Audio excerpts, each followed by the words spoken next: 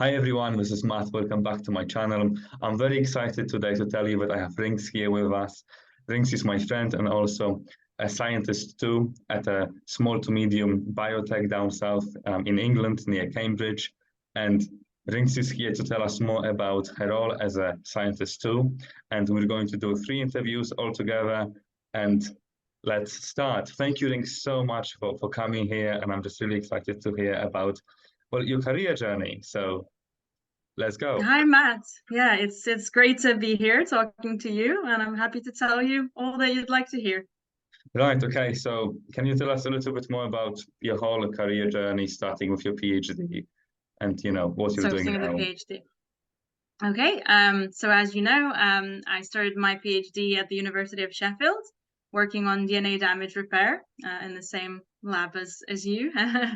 And that was, that was 4 years of PhD and studying.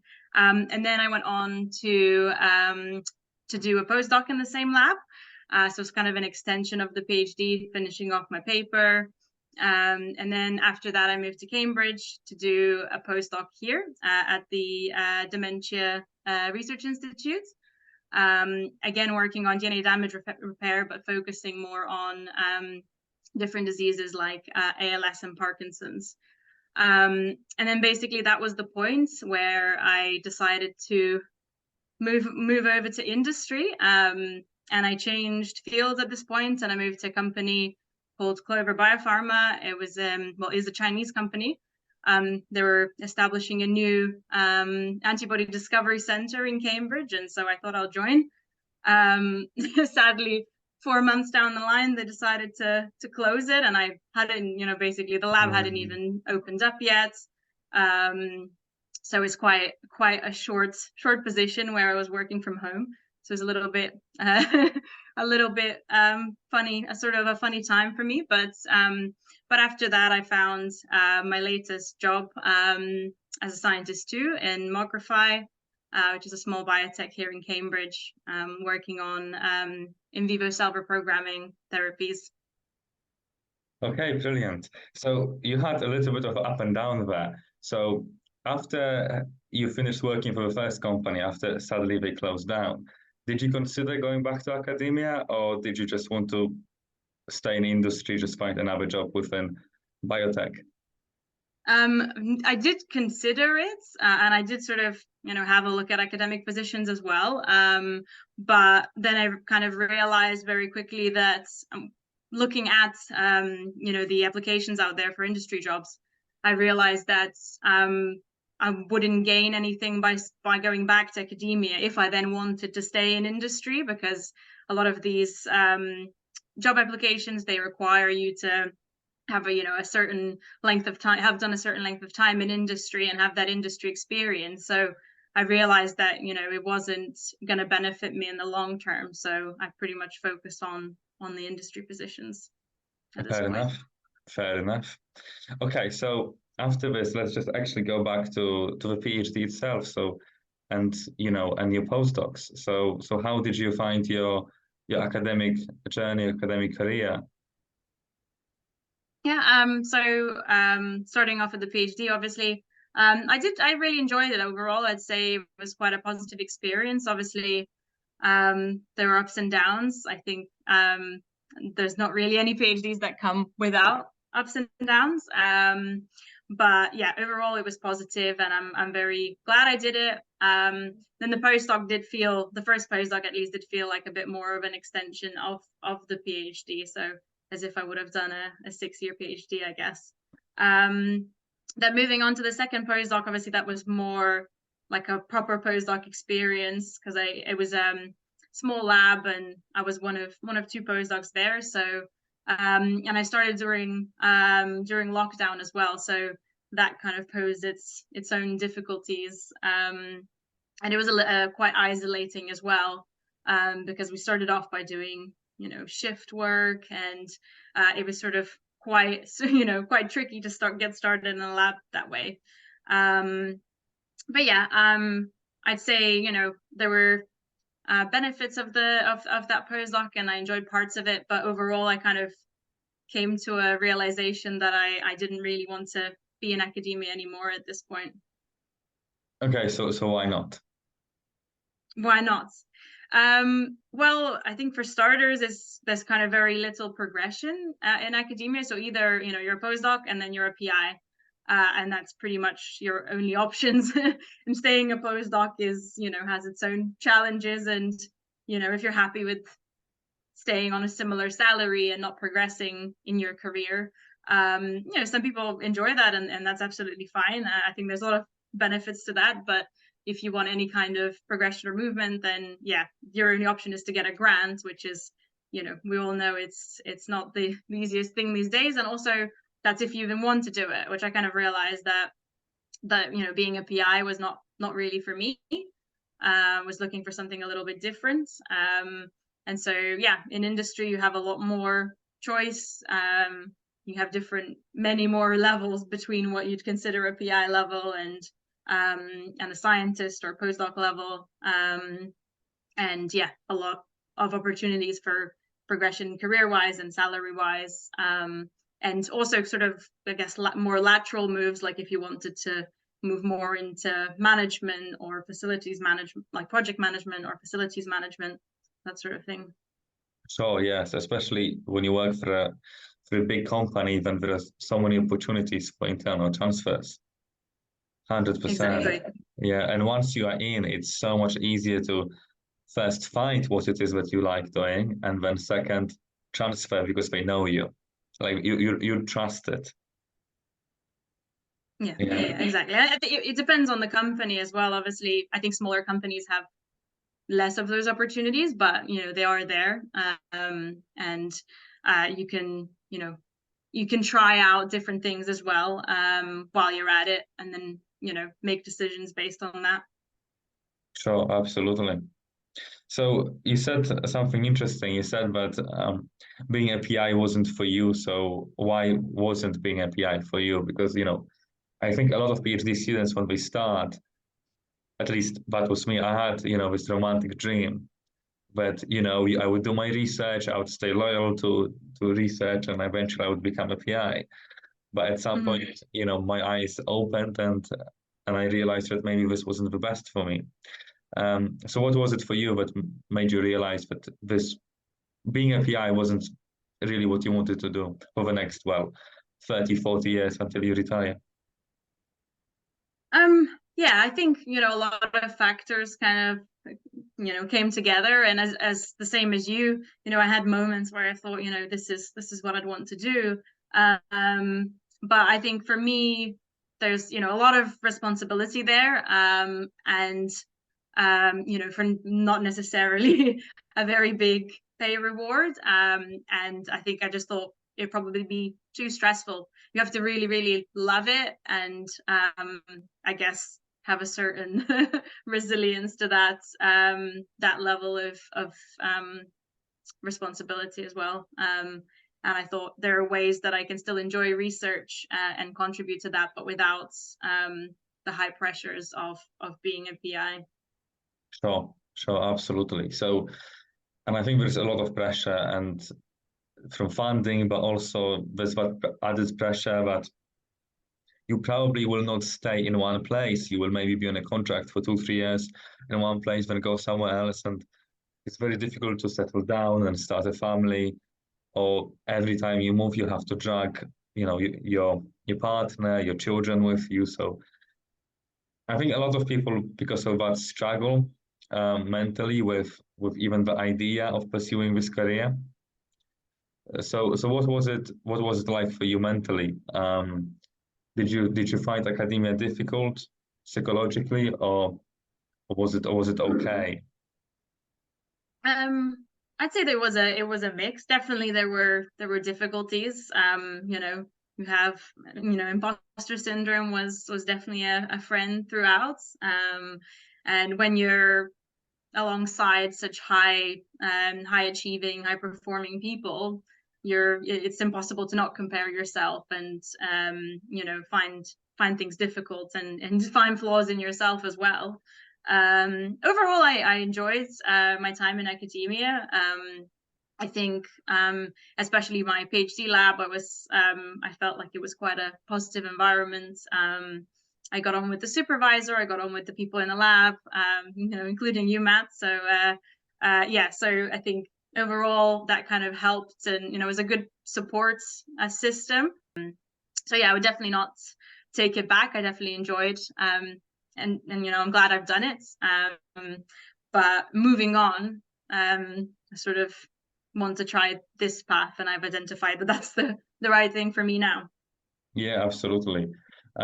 So would you do your PhD again? So would you actually do a PhD again if you were going to start now with the same level of knowledge?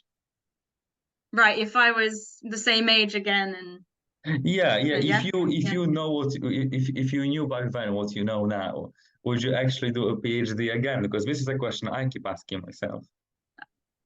Yeah, I absolutely would actually. Yeah, there were tough times. I think the thesis writing was definitely something I would not like to repeat again, but overall, I'd say yes. Do another PhD if I didn't have to write a thesis and got paid more, which was kind of what a postdoc was. But yeah, I would. I think again, things have to align for you a little bit. Like you have projects, you have to get a bit lucky in those regards, because I know a lot of people who through no fault of their own have had a bad experience, and it's something that's quite common amongst PhD students, especially if relating to supervisors, like they're not getting enough supervision, things like that. But the way that things worked out for me, I would do it again. Yeah. Fair enough. But also, on flip side, you may not have enough supervision, or you might have too much supervision when you have multiple supervisors and they want different things from you. And that's also really, really difficult to handle. Yeah, and I think, moving to industry, at least for me, I feel like I probably work less, at least it feels like I work less at the moment, but I get so much more done, which is a bizarre experience because we have much better tools, much better systems, and we just produce results much quicker with comparatively less effort. And is this your experience as well of industry as compared to work in academia? I think because in academia you have one PhD student or one postdoc, and they're sort of a bit of a jack of all trades. They're figuring out, learning new techniques all the time, and that takes time. And the first few times they do it, it's not very effective. It probably doesn't work very well. Whereas in industry, there's more focus on you get with that. You don't necessarily want to be just a cog in the machine spitting out like one particular type of experiment or whatever, but there's definitely more focus on people doing what they're good at and being good at a select number of things, which is more efficient. And I think as long as you can manage that with getting enough reward from trying new things and learning new things as well, then that works quite well. Oh yeah, absolutely. Definitely. And I think this is the beauty of it, which also reduces the mental stress when you work in industry, and doing research becomes more enjoyable. I was just going to say, I think there's upsides and downsides of both. And again, I don't think you can necessarily say that, academia is like this and industry is like this completely, because there's such a huge range of, in smaller companies, you get more academic-like conditions.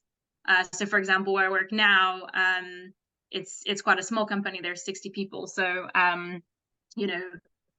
we do have that structure, but also we have quite a bit of freedom, and our opinions are taken into account. And we are part of meetings, and where decisions are made, and I think that's it feels like we've got ownership and control over the project as well. Oh, that's brilliant. That's really, really good. Although I spoke to Pat, who last week, and Pat told me that even though he works for AstraZeneca, which is multi-billion company with thousands and thousands of employees, he works in research development, and he's still able to ask a lot of questions himself and figure things out, and contribute to how they do experiments and what experiments exactly they do. So I think you can find a niche like this for yourself within a small company, or maybe within a small unit within a large organization.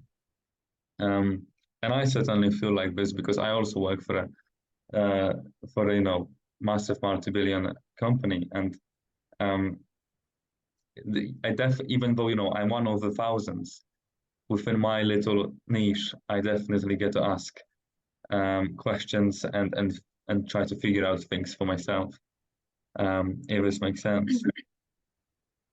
Yeah, absolutely. I think that was one of the misconceptions about industry that I was kind of first that I first had the idea about when you're in academia and then you start hearing these things about industry, and I think within academia, industry is quite a bit demonized, and then my huge fear was that if I moved to industry, I'd just be a cog in the machine doing like the same thing over and over again, completely mind-numbing stuff. And I think you probably get that for some positions in some companies, but I think it's definitely not the case everywhere, and there's plenty of scope for for some thought and ownership, and and being able to see a project through from start to finish rather than just dipping in and out.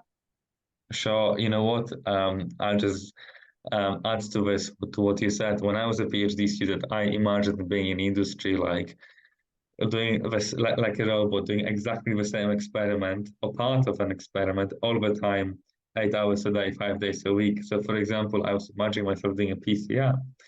And for those who are not biologists, it's just essentially you just take a little bit of liquid and add this liquid to a small tube, and you have just 5 different types of liquids which you all need to combine in one tube. A little bit like cooking, mixing 5 different ingredients in one pot. And I just imagine myself just adding these 5 different ingredients to this one pot all day long, every day. Same, yeah, same. And I just couldn't be more wrong. I'm sure there are roles like this somewhere, but I think they are quite rare, and I haven't met anyone yet who would have a completely mindless job within industry. Yeah, and I can imagine, but of course, if you imagine industry to be that way, then you can see why you would be afraid of going into it and why you wouldn't want to do it. But if you really start thinking about it and start, researching the companies and the positions and talking to people, I think talking to people who work in industry is a very good way of learning about it. Yeah, then you kind of realize it's not quite so bad as as academics like to make out. Exactly, and that's why we're talking about this. So other people can listen to us and listen to you and actually realize, well, actually, it's not what my supervisor tells me it's going to be like. Because this was my experience. You are in academia. Everyone around you only knows academia. And they just demonize the industry. And over the years, it just grows in your head like, oh, this is the wrong thing to do. Yeah, absolutely. And then you get them and it's like, oh, actually, you know what? I'm still doing research. I'm still asking questions. And I have much more financial backup for this. And I don't have to worry about grants coming and how much money I'm spending on these experiments. And you have much more financial freedom. Right, Rinks. I think we've been talking for about 20 minutes or so now.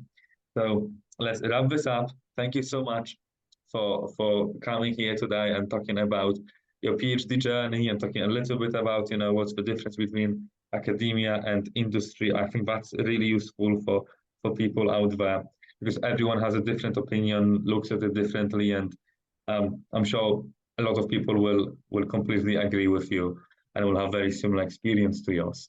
So thank you so much for coming, and we will meet again for the second part where we will talk more about your day-to-day life as a scientist in biotech. So yeah, I'll Thanks catch a you lot, then. Matt. It was Thank you so much. And to everyone listening to us, thank you so much for staying until the end, and we'll talk to Rinks again.